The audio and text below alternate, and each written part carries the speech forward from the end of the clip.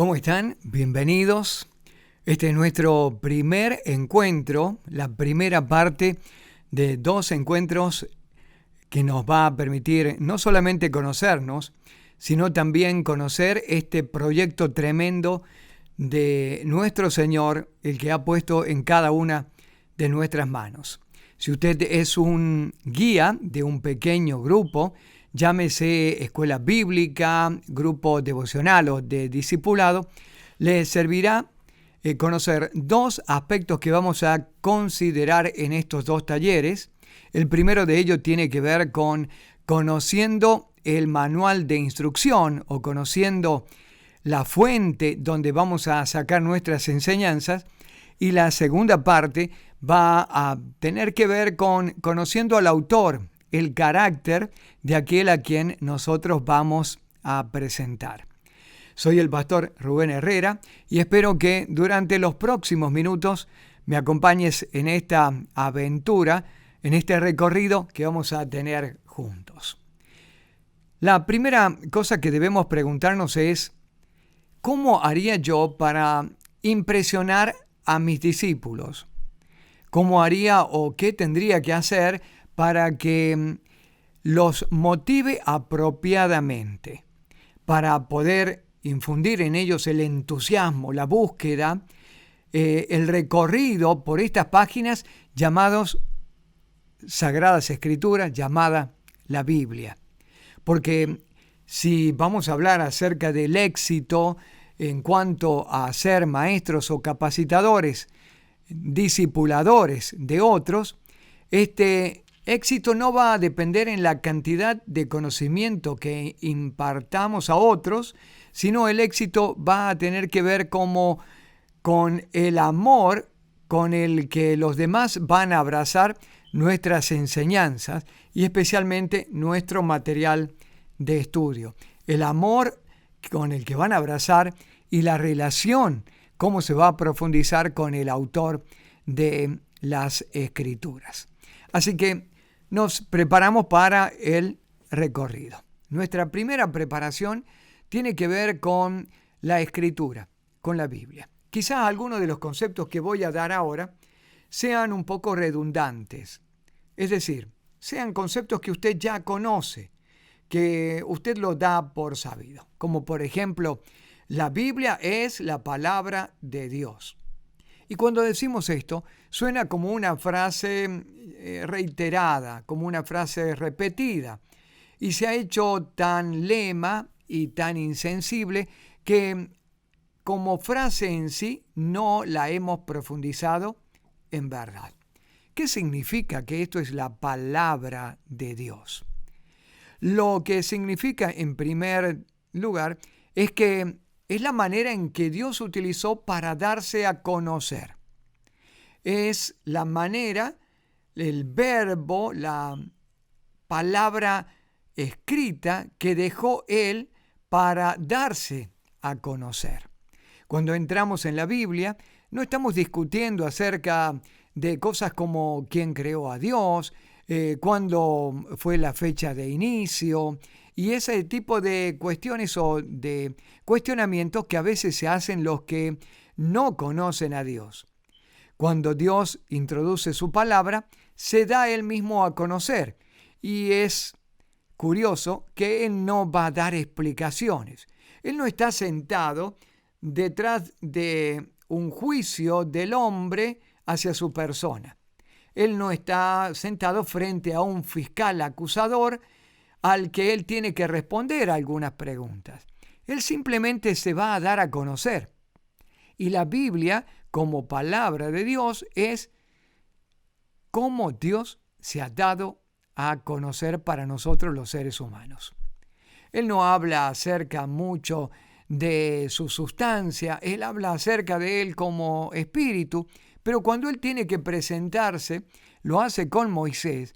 Y frente a Moisés y frente a este escritor que nos va a introducir en los primeros 5 libros de la Biblia, el Pentateuco, él se va a mostrar como el gran yo soy. ¿Qué quiso decir? Lo que quiso decir es el eterno presente.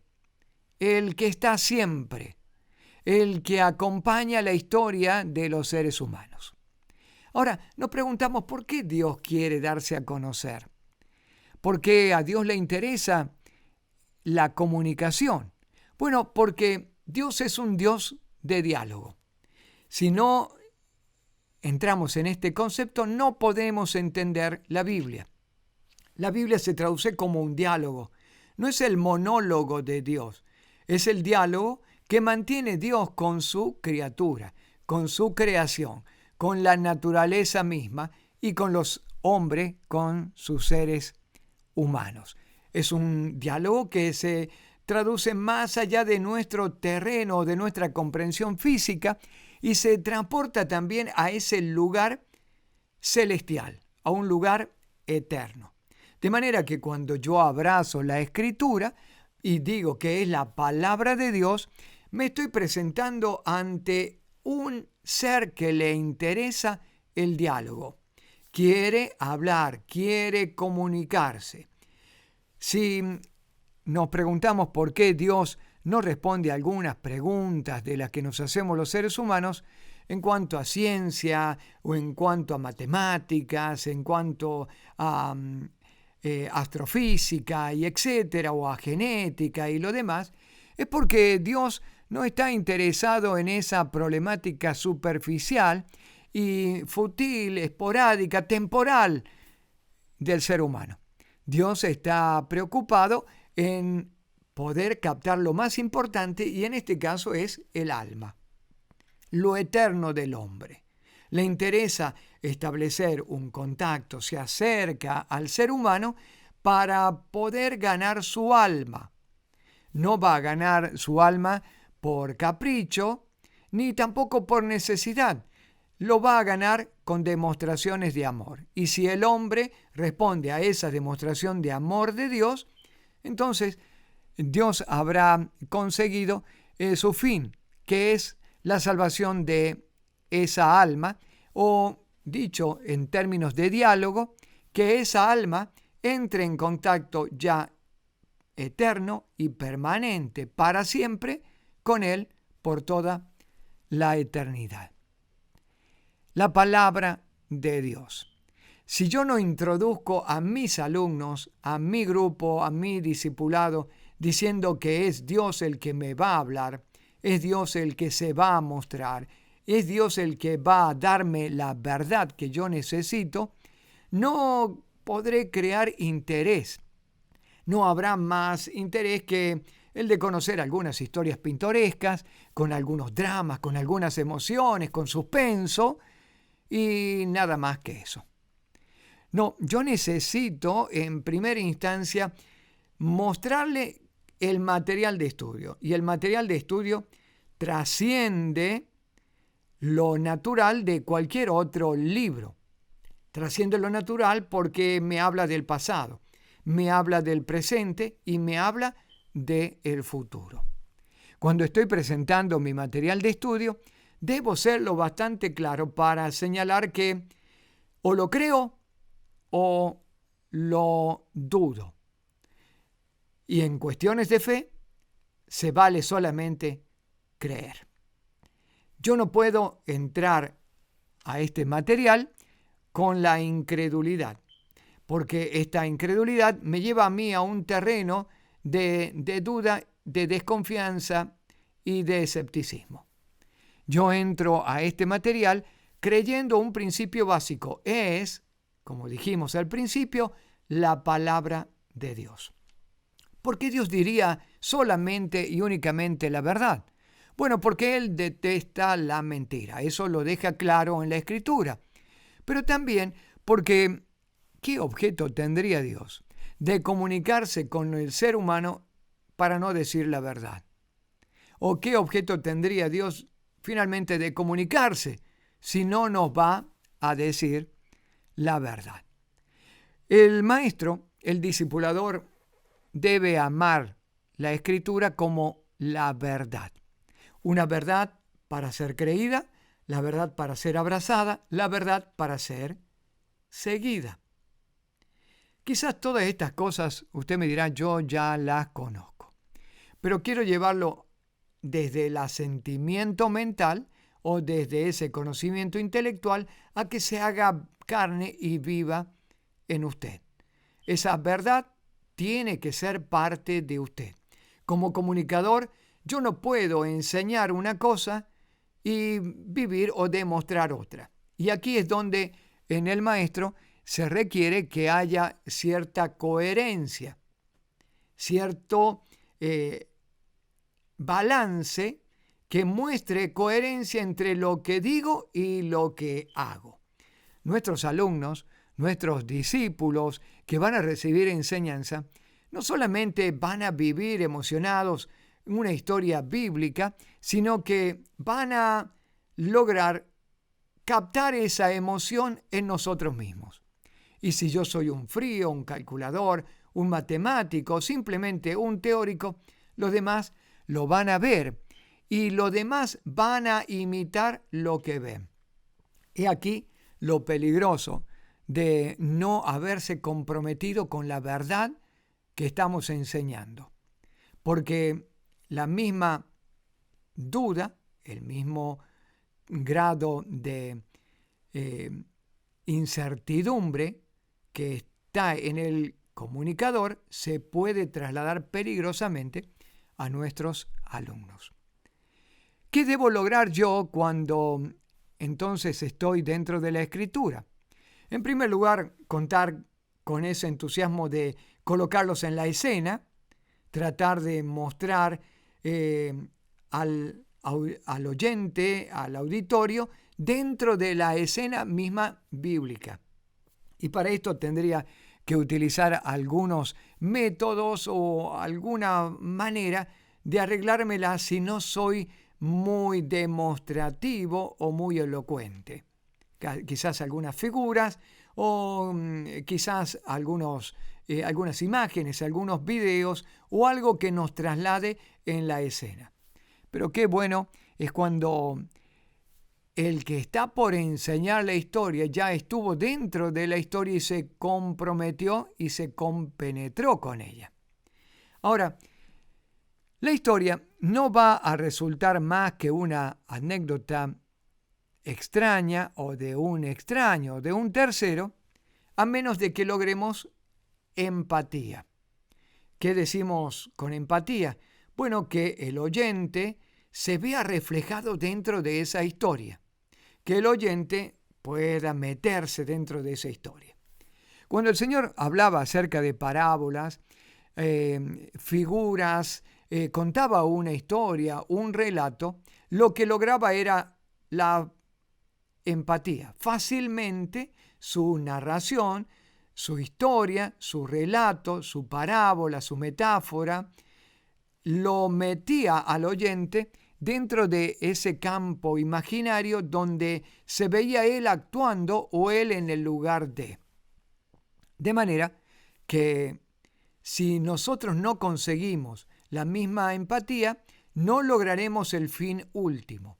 El fin último es que puedan abrazar la verdad detrás del evento, puedan abrazar la verdad detrás de la narración que uno está contando. Entonces, debo poner a los alumnos y a mis oyentes dentro de la historia. Tengo que hacerlos familiarmente comprometidos con esa historia y hacer paralelos constantemente para que ellos puedan encontrarse en la misma situación y cómo lo resolverían o cómo harían o si la misma historia que acabamos de contar ellos ya la vivieron en carne propia. Esta empatía nos deja listo el escenario y el corazón listo para entonces introducir un principio bíblico, un principio imperecedero que va a quedar firme en el corazón de nuestros alumnos, de nuestros oyentes. Volvemos y hacemos un pequeño resumen hasta aquí.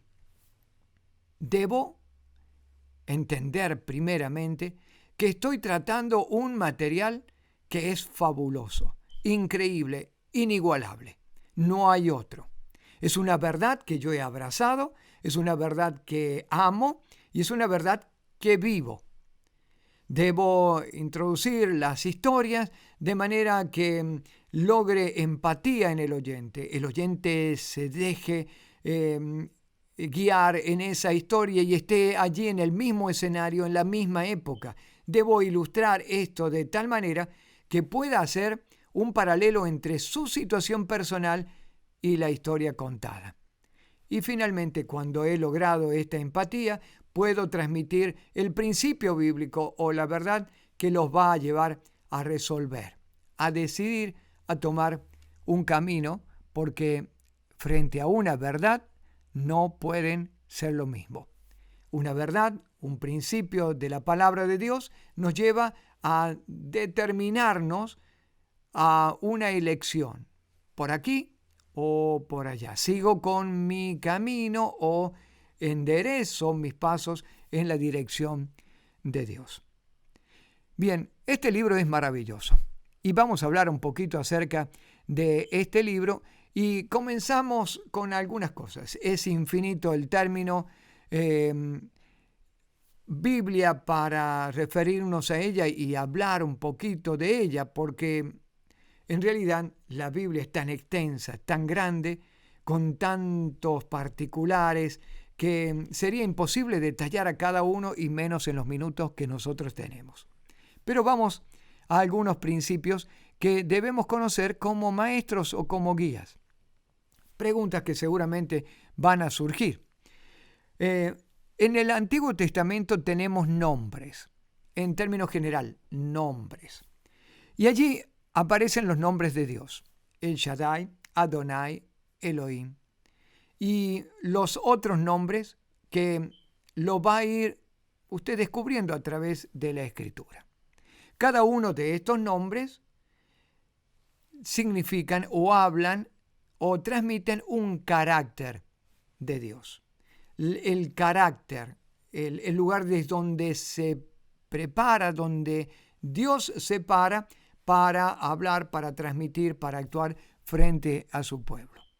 Pero más allá de hablar del carácter que vamos a hablar en el segundo taller, lo que me quiero referir ahora es a algo particular en los nombres, no solamente los nombres de Dios, sino también el nombre de algunas cosas que figuran en las Escrituras. Y lo curioso es que en el idioma hebreo estos nombres aparecen como plural. Adonai, Elohim, El Shaddai, etc. Todos son nombres plurales. Si usted le preguntara a un rabino, ¿por qué cree en un Dios único si el nombre es plural?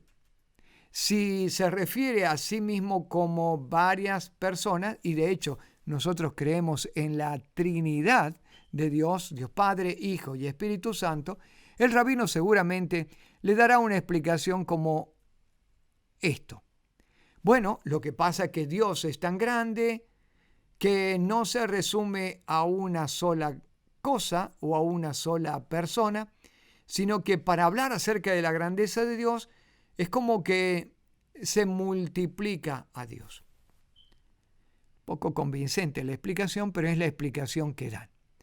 Lo cierto es que la Escritura en el Antiguo Testamento, cuando se habla acerca de Dios y cuando se habla acerca de Adonai, el Señor, va a hablar de señores. Y lo cierto es que cuando empezamos en el primer capítulo en Génesis, cuando Dios se refiere a la creación, dice hagamos en plural. Cuando se refiere a la creación, nosotros los seres humanos, hagamos al hombre conforme a nuestra imagen y a nuestra semejanza. De manera que ese diálogo de Dios con Dios Padre, con el Hijo y Dios Padre con el Espíritu Santo, y ese diálogo fundado allí en el primer capítulo, nos habla ya acerca de la triparticidad de Dios. 3 en 1. Los hebreos consideraban un solo y único Dios, pero la Escritura luego va revelando y lo va revelando a costa y en contra del posesionamiento o el pensamiento hebreo como el Dios trino. En el Nuevo Testamento tendremos claramente las tres personas de Dios en un ejemplo sencillo. Por ejemplo, en el bautismo. Jesús, el Hijo, corporalmente, en el río Jordán, frente a Juan el Bautista a punto de ser bautizado. El Padre en el cielo, con cielos abiertos, su voz que se refiere al Hijo y dice: este es mi Hijo amado en quien tengo complacencia. El Espíritu Santo desciende sobre Jesús en forma visible como de paloma. Las tres personas de Dios en un acto singular, único y en el mismo instante, como para que las dudas no nos queden en cuanto a la triparticidad de Dios. Este es simplemente uno de los tantos ejemplos dentro de la Escritura acerca de este Dios trino. Pero volviendo a nuestro tema, los nombres están en plural, pero no solamente el nombre de Dios. Y es interesante algunas cosas. Por ejemplo, Maín en hebreo significa aguas. Nosotros cuando nos referimos al elemento, hablamos acerca del agua, en su estado gaseoso, en su estado sólido, en su estado líquido, pero agua. En la Escritura habla de aguas, independientemente de qué estado presente, lo presenta como aguas y en términos de plural.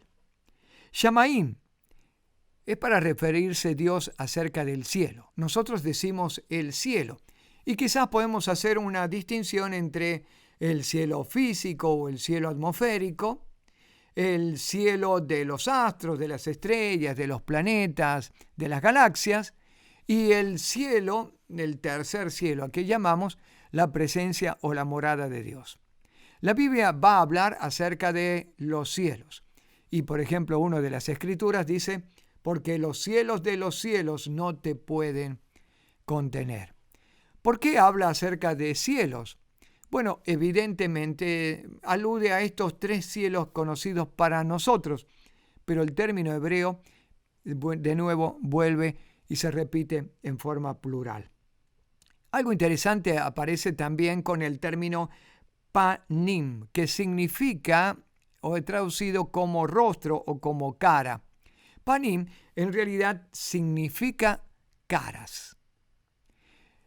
Podemos hablar acerca del rostro de una persona, pero todos sabemos que los rostros van a ir cambiando, cambia de acuerdo a los sentimientos, de acuerdo a los estados de ánimo, cambia en la mañana, en la tarde, en la noche. Presentamos distintos rostros, aunque nuestro rostro parece en nuestra imaginación que fuera el mismo. Pero en realidad se traduce como caras. Y bien traducido y bien hablado como caras, porque el ser humano no tiene una sola cara. De acuerdo a las circunstancias va modificando su cara. No hablo acerca de modificaciones físicas, de aspectos de nariz, boca, ojo, etc. Lo que estoy diciendo es las distintas expresiones. Interesante. Jaim también significa, y como palabra plural, en el hebreo vida, y significa en realidad vidas. La vida se traduce como vidas. Quizás desde nuestro ángulo, desde nuestro aspecto lineal y terrenal de nacer, crecer, reproducirnos y morir, lo vemos como una vida en línea recta a lo largo de este tiempo terrenal en que nos toca vivir. Pero para Dios el ser humano tiene vida, y vida en plural. Cuando la Biblia presenta al ser humano, lo presenta en la concepción no de papá y mamá gestando la nueva criatura, sino en la concepción de antes de que te formases en el vientre, te conocí. Hay una vida antes de la vida intrauterina. Luego el Señor traduce la vida más allá de la vida física y habla acerca de dónde van los muertos o el alma del ser humano cuando trasciende a la eternidad. De manera que allí tenemos vidas. Y es algo que también debemos poner énfasis porque el ser humano tiene sus vidas. Pasamos a el idioma. Ahora, cuando hablamos acerca de el idioma de la Biblia, nos hemos acostumbrado fácilmente a pensar de que nuestra Biblia tal como la conocemos está o en inglés o está en español. Y si hemos abrazado una determinada versión de la Biblia, a la que amamos, a la que nos remitimos, la que siempre utilizamos, tendemos a pensar que ese es el tipo de lenguaje más sagrado y es el único lenguaje y lo que está escrito allí es lo correcto. Y olvidamos que la Biblia ha sido escrita en otro idioma, en otro lenguaje, con otra escritura que no tiene nada que ver con la nuestra. No ha sido en español, no ha sido en inglés, no ha sido en los idiomas modernos, sino que ha sido escrita en otros idiomas. Y cuando digo que ha sido escrita en otros idiomas, tenemos que presentar también a nuestro alumnado y especialmente para nosotros el concepto de que estamos frente a una traducción de la Biblia. Es decir, que nuestro material de estudio va a pasar a ser un material de consulta junto con otros de los materiales que debemos consultar porque estamos con una traducción, no estamos con los originales. Los originales bíblicos se hicieron hace mucho tiempo y hoy lamentablemente no contamos con originales, contamos con copias de esos originales. Idioma de la Biblia, el idioma hebreo.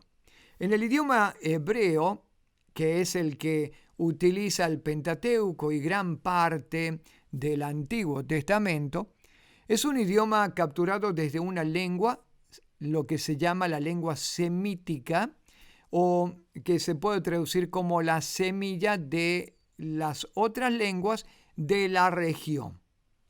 Recordemos que Noé sale del arca muy cerca de Ur de los Caldeos, en esa región mesopotámica, y sus tres hijos, Jafet, Can y Sem, son los que van a poblar nuevamente la tierra. El idioma que va a predominar, es el idioma semítico que viene de la descendencia de Sem. Sem es el antepasado de Abraham y Sem es el antepasado de la nación israelí y también alcanza a Moisés. De manera que desde Sem hasta Moisés hay un lenguaje que tiene como raíz lo que se llama el lenguaje de un idioma semítico, ¿sí? Abraham sale del Ur de los Caldeos con el idioma que es el arameo, más cerca o más próximo a el primer lenguaje, la primera lectura que hacían del idioma, especialmente los descendientes de Sem, y cuando llega a la tierra a la tierra prometida, en la tierra de Canaán, junto con los cananeos, se va a fusionar y se va a crear un nuevo lenguaje que a partir de allí, ese arameo, llega a transformarse en lo que se conoce como el hebreo. De manera que nuestro idioma no es un idioma original, sino ha ido teniendo ya un proceso o un cambio. Nace con la generación de Sem, se instala o se va consolidando allí en la región mesopotámica, pero cuando Abraham hace el cruce y entra en la tierra prometida, se va a fusionar con otros idiomas un poco mezclados y parecidos, pero transformándose en el idioma hebreo. Hablemos un poco más acerca del idioma hebreo. El idioma se utilizó en la Biblia y en realidad no se conoce como el idioma hebreo, sino como el Lashon o como el Kodesh, que es una lengua sagrada. A ver, el Lashon se utilizaba como lenguaje común entre la casta sacerdotal, desde Aarón y sus descendientes, los levitas, los que iban a ocupar el lugar del sacerdocio, los que iban a ministrar en la casa, los que utilizaban la escritura, los 10 mandamientos y la escritura de Moisés, utilizaban este tipo de lenguaje que es un lenguaje al que ellos llamaban un lenguaje sagrado. No es el mismo lenguaje del pueblo. Se va desluciendo, se va desgastando el lenguaje y no preservan el lenguaje sagrado. Ahora, ¿por qué estoy diciendo eso? Porque los lectores de la escritura y luego intérpretes de la escritura que van a comenzar allá por Esdras y luego los vamos a conocer en el Nuevo Testamento como los escribas, que eran los copistas, los que traducían la escritura. Ellos estaban más familiarizados con este idioma que el pueblo común.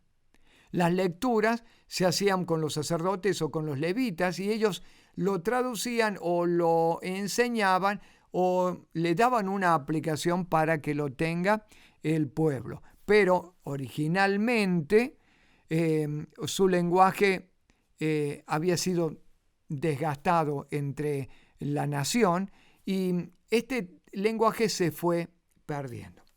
Agreguemos a eso que este alfabeto hebreo, este idioma, se incorporó algunas letras o se combinaron algunas letras de lo que ya era la escritura, por ejemplo, la escritura del alfabeto fenicio.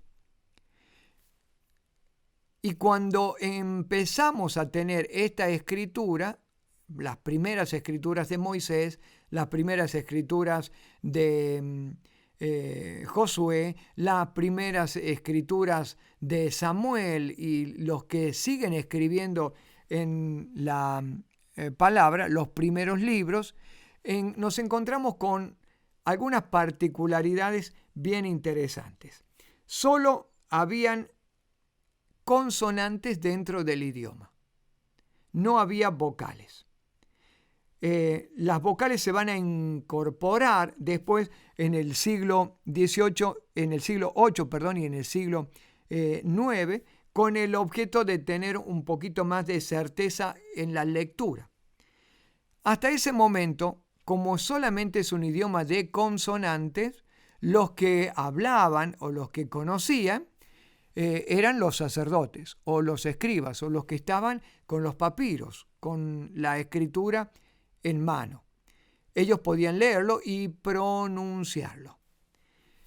Usted recordará que como mandamiento no se debía pronunciar el nombre de Dios en vano. Y el nombre de Dios estaba también en consonante, de manera que solamente los que podían utilizar el nombre del Señor eran levitas o sacerdotes y raramente eran escuchados el nombre entre el pueblo. Esto complicó el asunto y en lo largo de la historia el nombre del Señor o la pronunciación correcta del nombre del Señor se fue perdiendo. Algunos han recuperado parte de ese lenguaje o de esa pronunciación correcta y hoy podemos hablar acerca de Yah o Yahweh o Yahvé para referirnos al nombre del Señor. Y las malas interpretaciones o el desconocimiento hizo colocar el nombre Jehová en la escritura, que no es la manera correcta de pronunciar el nombre personal del Señor. Pero ¿para qué estoy diciendo esto? Estoy diciendo que el lenguaje es un lenguaje sagrado que había tenido tantas limitaciones y tantos obstáculos para el acervo popular, para el pueblo común, que muchas de las cosas que en ese momento eran de conocimiento y de tradición y de compartirlo de boca en boca se fue perdiendo a lo largo de las generaciones. El hebreo alcanzó su plenitud allá por el año 587 a.C. y es el tiempo más o menos entre el tiempo de Josué, la conquista de la tierra, hasta la deportación de Babilonia, en el que en el exilio ya se empieza a mezclar de nuevo con otros idiomas. Y lo que tenemos en el Nuevo Testamento ya ni siquiera es el hebreo común y mucho menos el hebreo sagrado. Tenemos otro idioma. Bien, actualmente el hebreo bíblico consta de 8.000 vocablos en los papiros originales. La lengua hebrea ha ido cambiando y se ha ido transformando como las otras lenguas modernas, y en el día de hoy hay 66.000 vocablos.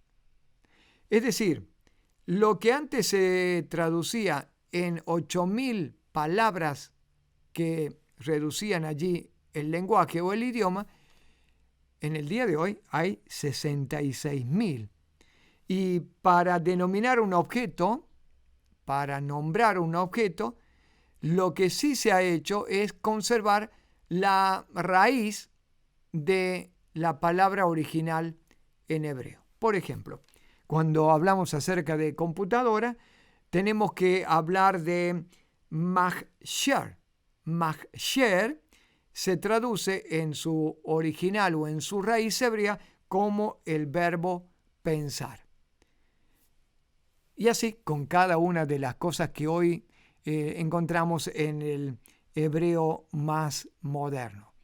Palabras que utilizan la raíz para incorporar nuevos vocablos o nuevas palabras o hablar de las cosas que hoy tenemos más a mano. La escritura era antes en piedra. Así comenzó escribiendo Moisés. Escribía con una lectura de derecha a izquierda, de arriba a abajo. Era la manera de poder seguir un orden, de ver también que estuviera correctamente escrita, y si no estaba correctamente escrita, se rompía la escritura y se volvía a empezar de nuevo. Usted recordará que en la escritura nos dice que sellando la profecía del Apocalipsis y el final de la revelación para nosotros los seres humanos en este compendio de 66 libros, nos dice que hay una maldición sobre aquel que agregare o quitare lo que está en la escritura. No una palabra, está hablando de algo mucho más minucioso, que es una tilde. ¿Por qué? ¿Por qué será que Dios está tan interesado? Porque viene algo interesante para compartir. Cada letra del alfabeto hebreo tiene un valor numérico. Ese valor numérico, en el lugar justo, da combinaciones matemáticas que no da ningún otro libro. Enseguida le voy a dar algunos ejemplos acerca de estas combinaciones increíbles. La sumatoria de esas letras también daban un valor significativo. Había combinaciones entonces que se perderían si, por ejemplo, una tilde que tiene un valor numérico es agregada o quitada. Ya pierde el valor numérico o la sumatoria, las comprobaciones matemáticas de este libro. De manera que es importante saber que el material con el que contamos es un material en excelencia único, irrepetible. No hay otra escritura en el mundo comparada. No es una simple ficción, no es una novela, no es un cuento. Estamos frente a una escritura increíble con datos curiosos. Voy a ir adelantándome un poquito. La escritura habíamos dicho, se hace de derecha a izquierda, de arriba a abajo, y cuando está mal escrito algo, se rompe y se vuelve a empezar. Así trabajaron los copistas, así trabajaron los esenios, así trabajaron los escribas para conservar la escritura y esto que llegue a nuestra mano lo más original posible. Pero nosotros estamos con una traducción, no estamos con el original, y esto es bueno tenerlo en cuenta, porque algunas traducciones se pueden hacer de manera correcta, utilizando el sentido común y a veces utilizando lo textual, pero hay algunas traducciones que tienen los vicios propios del autor y la interpretación propia de quien las está traduciendo. Y en estos vicios es peligroso porque dejamos de ser imparciales para tratar de acompañar nuestras creencias con lo que tratamos de decir que dice la Biblia y que en realidad no lo dice. La Biblia también es un lugar de muchas creencias y de costumbres que tenemos que pasar por encima, que tenemos que tenerlas presentes frente a nuestros alumnos, a nuestros discipuladores. Porque hay costumbres o hay expresiones dentro de la Escritura que van a graficar o van a enseñar este tipo de cuestiones. Como por ejemplo, en la época bíblica se creía que el alma estaba en el estómago y que estaba ubicado en la parte trasera del estómago, cerca de los riñones. Se creía entonces que los riñones eran la sede de los deseos y que el corazón era la sede de los pensamientos. Y cuando la Biblia habla acerca entonces del alma o cuando habla acerca del corazón, se traduce a esto, a la creencia de dónde estarían los sentimientos, dónde estarían los pensamientos. Los hebreos pensaban que en la parte de los riñones, en las partes blandas, los tejidos blandos del estómago, en los intestinos, allí estaba el alma por las emociones que se traducen o cómo los órganos replican las emociones. Cuando uno está nervioso, cuando uno está enamorado, cuando uno se siente bien, el estómago va recibiendo estas réplicas emocionales y ellos pensaban que el alma se ocupaba allí. Interesante, porque hasta el tiempo y la época del Señor también los fariseos creían que debían lavarse las manos 7 veces porque si no iban a comer algo impuro o hasta un espíritu inmundo iba a entrar en su alma. ¿Por qué pensaban esto? Porque creían que el alma, la sede de las emociones, estaba en el estómago. El Señor tiene que decirle que no es lo que entra al hombre lo que contamina al hombre, sino lo que sale del hombre, del corazón, de los malos pensamientos. Voy con una serie de lecturas que a usted la podrá seguir allí en pantalla para ir terminando este tema y entusiasmarlo con algunas poquitas cosas que la hacen a la Biblia increíble. Hablemos acerca del número 7. El 7 es el número favorito de Dios. La Biblia comienza con 7 días de creación y termina con un libro, el Apocalipsis, lleno de 7 por todos lados. Son 7 los colores en el arco iris. Son 7 las notas musicales. Además, este número demuestra que la Biblia no es el producto de la mente humana. Y esta prueba se encuentra en fenómenos numéricos de estructura de los manuscritos originales en el griego y en el hebreo. Por ejemplo, es un hecho científico bien conocido también que el 7 se halla en todo el universo, en el universo entero. La misteriosa ley de los 7 puede ser notada hasta en la incubación de los huevos, en el desarrollo de las enfermedades y hasta en la renovación del cuerpo humano cuando sufre heridas. El número 7 siempre va a estar presente. El número 7 es encontrado a través de las Escrituras y parece ser significativo. Además, muchos estudiosos se han maravillado de cómo este número 7 salta a la vista constantemente y también imprevistamente. Sin embargo, los escépticos todavía afirman que los escritores bíblicos consideraban al 7 como un número, simplemente un número místico. A ver, la composición del número 7. 3 es el número de la deidad, Padre, Hijo, Espíritu Santo.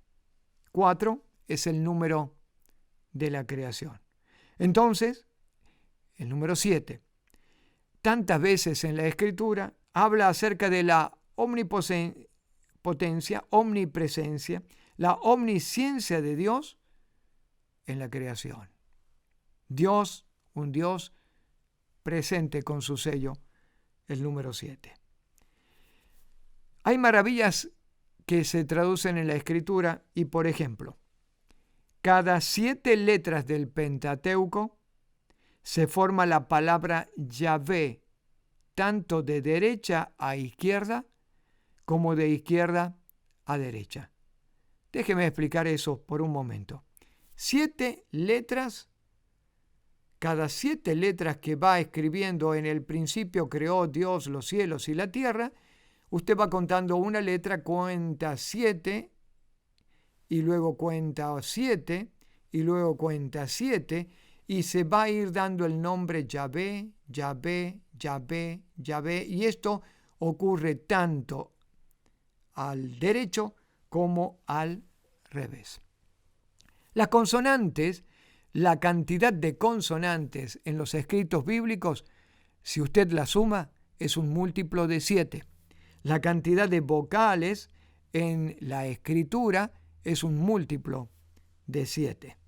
La cantidad de palabras iguales en la escritura, por ejemplo, la palabra agua, o la palabra pecado, o la palabra santo, se va a repetir siempre en cantidad múltiplo de 7.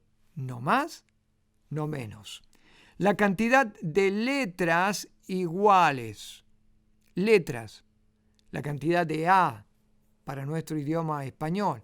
La cantidad de letras como la C o como la B o la letra que usted quiera del alfabeto son múltiplo de 7, tanto letras consonantes como letras vocales. El valor designado a cada letra y cada signo en cada libro suma el múltiplo de 7. Estas son las comprobaciones matemáticas que le hablaba yo.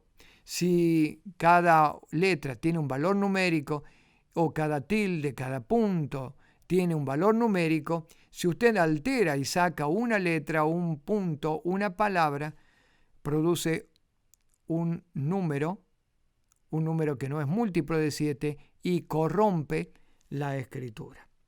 El libro de Levítico además agrega un fenómeno con la palabra santo. Cada 7 letras usted va formando la palabra santo y aparece esto tanto al derecho como al revés. Son libros inspirados aquellos que tienen este fenómeno. Y entonces se reducen simplemente a 66 libros. Sé que Biblias católicas tienen libros deuterocanónicos que no son de inspiración o no han sido catalogados como libros inspirados. ¿Por qué? Porque no tienen este fenómeno de 7 y esta matemática necesaria. Terminó con el tema de traducciones de este maravilloso libro. Usted y yo contamos con traducciones. Hay 2 maneras de traducir, manera textual y manera de sentido. Si yo hablo acerca de una manera textual, yo debo poner palabra por palabra como en el idioma original, cambiándola por la palabra exacta en el español. Cuando yo hago una traducción textual, lo que estoy haciendo es conformando una oración que muchas veces no va a tener sentido. Tiene sentido en el idioma que fue escrito, pero traducida palabra por palabra y en el orden, puesta en ese orden, no va a tener sentido. Adquiere sentido cuando las palabras que han sido traducidas captan el sentido o forman u ordenan la oración en el idioma en el que son traducidos. Y por último, hay una traducción mucho más allá que tiene que ver con traducción de sentido y que lo han hecho últimamente muchos biblistas, y es porque hay palabras que son propias del idioma o de la idiosincrasia de la época que al día de hoy no tendría significado. Por ejemplo, la Escritura dice, recomendando el apóstol Pablo a los creyentes: si tu enemigo tiene hambre, dale de comer; si tiene sed, dale de beber, porque haciendo esto, ascuas de fuego amontonarás sobre su cabeza. Esta es la traducción textual. Ahora, ¿qué significa ascuas de fuego sobre la cabeza? Ascuas eran las pequeñas llamitas que salían de una brasa ardiendo, larga una ascua o un pequeño fueguito que está contenido en esa brasa. ¿Qué está diciendo el apóstol Pablo? Que debemos darle de comer y debemos darle de beber para que se incendie su cabeza, para que el juicio de Dios venga con fuego sobre la cabeza de nuestro enemigo. Bueno, eso sería una buena manera de traducir algo textual y de entenderlo también. Pero el apóstol Pablo habla acerca de una expresión idiomática propia de la cultura y de la época, y él está diciendo lo siguiente: dale de comer, dale de beber, porque haciendo esto lo dejarás rojo de vergüenza. Allí tenemos una traducción de sentido. Algunas de nuestras traducciones traducen de sentido y algunas literal, algunas hacen una mezcla, y el Señor nos ayude a encontrar la traducción que nos lleve a ese original y al entendimiento de la Escritura. Porque estamos frente a una Escritura que está llena de ejemplos, de ilustraciones, de maneras, y a las que tenemos que arribar desde la cultura, desde la época. Tenemos que volvernos atrás a la historia y poder interpretar desde el lugar del escritor qué es lo que él quiso decir. Finalmente, ¿cuál es el propósito de que nosotros enseñemos la Escritura? El propósito es el origen. Que cada uno de nosotros descubra que nuestro origen está en Dios y a Dios vamos. El propósito de la Escritura es que nos muestre a nosotros como seres caídos, caídos de la gracia, caídos de la bendición, de la comunión con un Dios santo. Y el propósito más grande de la Escritura, desde el primer capítulo del Génesis hasta el último en Apocalipsis, es el rescate, la redención, la salida amorosa de un Dios que quiere salvar a la criatura. El centro de nuestro libro, una persona maravillosa, el Hijo de Dios, Cristo Jesús.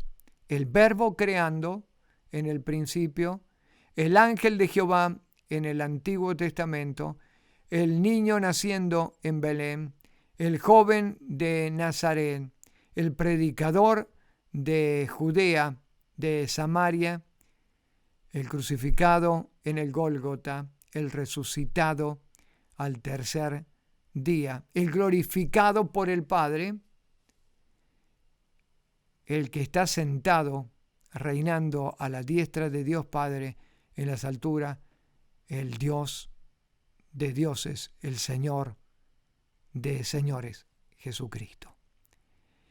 Hasta aquí nuestra primera parte, nuestro primer taller. En el segundo taller nos vamos a detener sobre el carácter a quién estamos presentando.